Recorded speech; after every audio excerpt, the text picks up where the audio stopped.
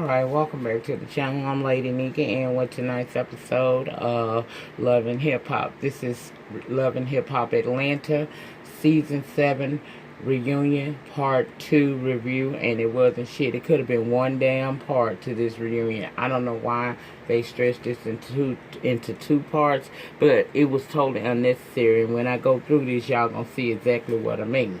Now, like I said, it wasn't much. Spice and Tommy Child. Tommy done got up to fight. Security, of course, done rushed the stage. Tommy tells them to back up, and then she sits down. Spice say Tommy disrespectful even to her own mother. And did y'all hear Samantha talking about, don't worry about me, baby? I said, look at that old silly bitch. She just is retarded, too. That's the reason why that girl like she is. I see that being disrespectful and fighting each other and cussing each other out, that's the norm in y'all family. Dysfunctional as fuck. So I understand to a certain level why Tommy's such a fucked up individual. But okay. Then Spice said something that I agree with. She said a part of Tommy's issue is nobody is willing to stand up and tell her the truth. They faking with her. Tommy said she didn't appreciate the IG video Spice did trying to make her look like she a bad person and she a drunk. I said, no, baby. Spice only showed what you've already been showing us for the last 2 seasons. My dear heart, you are an alcoholic. You did that all by yourself. Showed the world that you have that issue. We just waiting to see when you're going to finally do something about it. Then Tommy says, oh, pop star ass Spice, what you doing on Love and Hip Hop? And see, last week I had questioned that as well. But then I thought about that shit. And I said, you know what? Love and Hip Hop is a widely popular show. People talk trash about this show, but tune in every Monday night at 7 Central, 8 Eastern. Or you watch the reviews on YouTube. So you're keeping up with the show. So, yes, this would be a viable place for her to showcase, you know, at the very least, some of her music talents, much like Miss K. Michelle did. And you see what that did for her. So, that's why she there, dummy. Now, side note, you see how when someone named this Spice at this moment has something said that's unjust or retarded or don't make a whole lot of sense, if you see how I'm able to jump in there and, you know, stand my ground and defend her even if she's not my fave. So to that troll that showed up on my reunion part 1, dear sir or madam or other, I can call out anybody, fave or not, when they are wrong. And the way Spice interjected herself into Rashida's business as well as Estelita Empanada, her business, I said, in my opinion, was wrong and made her look all kinds of crazy. So I said what I said. Now, where is your scooter since you had so much to say about me? Let's talk about you for just a minute, okay? You know, it's rather sad that you can't appreciate content creators such as myself that can call it even on faves and not so faves. If you are standing in 2018 and you grown, can I get you to reevaluate your life? Because you fucked up. These folks don't know me or you and don't give a damn about either one of us. But you, sir or ma'am, troll, got mad at me for saying that this woman was stupid for jumping into something when the bigger focus should be her crossover and not getting into fake beefs that Mona and crew create yearly on this show. But I helped her dumb ass out. You don't better write no damn books to me this time. Because, see, I only deal in facts and I only read shit from established authors. So, bye, ho. Back to the reunion. Sorry, y'all. I had to address that trash just a minute. Tommy claimed that she went off on the crew that day because she had to turn herself into the police later that day and she was upset. Now, I said, girl, you go to jail every few weeks for something and for some time now. So one would think that you're accustomed to it by now, but maybe that's just me. And according to her, at the time of the filming, which was June the 7th of this year, she hadn't had a drink in a month or so. Well, I just told y'all yesterday on the last chat, the celebrity news edition, that she just went to jail a week ago, and it was said she was said to be under the influence. Now, whether that was alcohol or drugs, I don't know. They ain't say, but she was clearly off her rockers. Okay, yet again. Now, as for how she speaks to her mom, she says she knows it's wrong, but she gives back the energy that is given to her. Y'all already know where I stand in it. That shit is disrespectful, and that's that. I'm not even going into that deep. Then we move on to Sierra and Shooter part.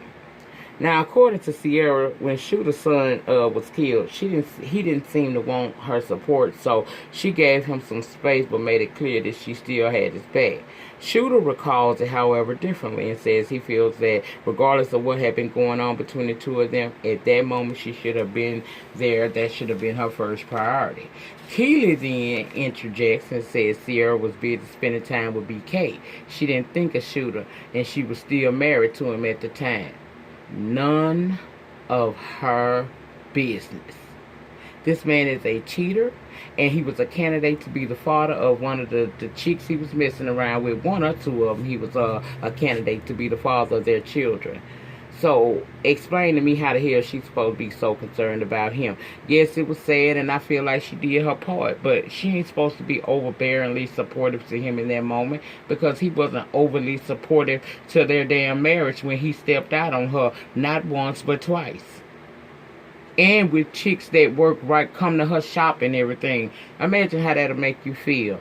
Nina asked Shooter how he felt about Keely throwing that pen at Sierra that day, and he said he didn't appreciate that because it wasn't about no petty beefs right then. They were called together to try to do something for the community in honor of his son, so that wasn't necessary. Keely said she probably shouldn't have done that, but Sierra shouldn't have done what she did at the club that time either, slinging that purse on her. And since then, said after the club situation, Sierra never made any attempts to try to talk to her. And Sierra said, talk to you for what? She ain't got nothing to talk about, and told Keely, you need to mind the business that make you money. And I said, yes, go. Then we move on to BK and Sierra segment. And Nina asked if he would ever propose to Sierra, and he said he's not ready for marriage right now, and that Sierra's his best friend. Now, did you notice Tokyo and Carly was saying that it's time out for that best friend title because she your woman and she deserves to wear the title your woman. Nina asked Carly did she feel it was right to have that intervention, and Carly said she had to provide receipts or Sierra wouldn't have believed her. Sierra said she felt like it was wrong, but she has forgiven Carly because, she know Carly didn't really mean it in a bad way. And surprisingly, Tokyo said Carly means well, it's just her delivery be off. BK said Joy was always a side piece and Amber was flat out lying. And my question is, do any of y'all believe that shit? Because I damn sure don't. Then there is a never before seen clip that they play of Joy and BK together in this room. Child, he complimented her, and then she asked if he wanted to play, and he said yes. And child, next thing we know, she is on top of him. And Sierra said she didn't like it, but she, was still married at the time, so she can't hold that against him. But if he was to do it now, they would have to, work something out. They would have to figure out how to maintain the friendship and let the relationship go. I said, she really is slow. But you could tell that seeing that clip surprised her because she wasn't ready, child. She wasn't ready. But I do feel like this, she making excuses for this dude, and she going to end up in the same situation she was in with Shooter. She going to get cheated on time and time again. But that's her life. Go ahead. We move on to Tobias in Tokyo. Nina asked what attracted Tobias to Tokyo, and he said that, hey, she might got a little weight on her, but her confidence level is what it was for me. And she let him know, hell, but I look good too, and he didn't deny. He said she beautiful, but it's her choice of wardrobe, in my opinion, that screams I'm fat and I don't feel I can wear sexy clothes because of it, and that's not true.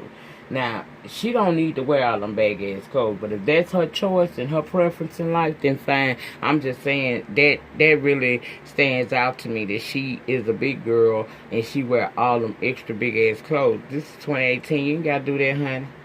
But if that's you, if that's what you like doing, sis, go forward with my blessing. Nina asked Tokyo why she felt that being a virgin was important, and so much so she talked about it during the season. And she said her response was, so many women think sleeping with a dude is necessary to keep him. Many of my own homegirls sleep with their dudes and still get cheated on. So why not do it when you are truly ready?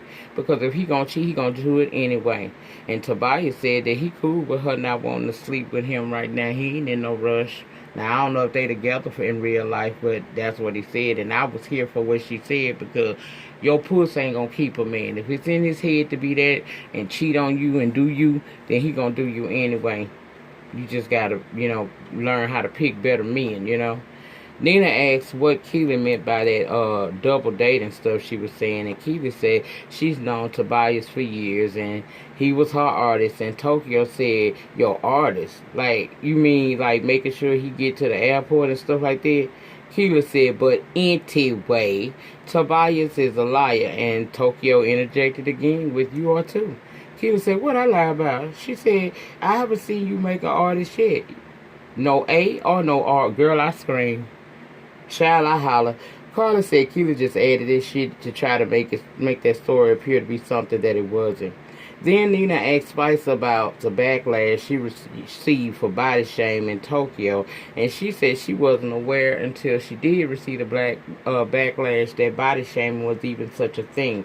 Back in Jamaica, speaking on sides can be a term, almost like an endearment thing for them. So she didn't know that that's what she was doing, but we learned that her and Tokyo have since squashed their beef. They cool now and they working on music together, and the rest of this reunion was final thoughts, and I didn't give a shit about no final thoughts, to be honest with y'all. Like I said, this could have very well been a one-part reunion. This didn't even need to take up 2 weeks of our good time, child. I lost time I'll never get back. But that was it. That was all. Let me know your thoughts and opinions about Season 7 of Love and Hip Hop. Let me know what you thought about tonight's review, or tonight's show that I gave you through the review. Let me know what you think about all that shit down there. And again, excuse me, every now and again I got to remind the troll that I ain't the bitch to play with. Don't let the bubble screen fool you. Okay? Okay. Now, the depth of your struggle will determine the height of your success. In the meantime, in between time, please remember to rate this video. Ratings get me recognized down on these YouTube streets. Comment down in the panic section. Whatever you want to say, long as you say it respectfully, is okay with me.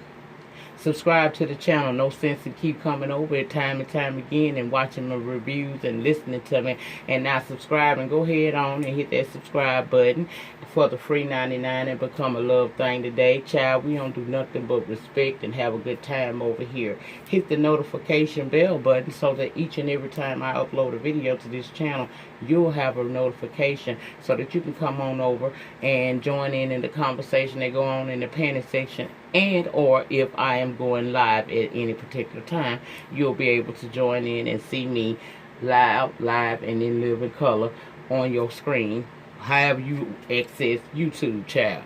And I'll see you guys back tomorrow night for the have and have nots. Thank you all again for your continued support to my channel. Welcome to the channel, all of my new subscribers. I will be back on screen shortly. I don't know when, but I will be back on screen very shortly. Trust me. Very shortly. So, welcome to the channel.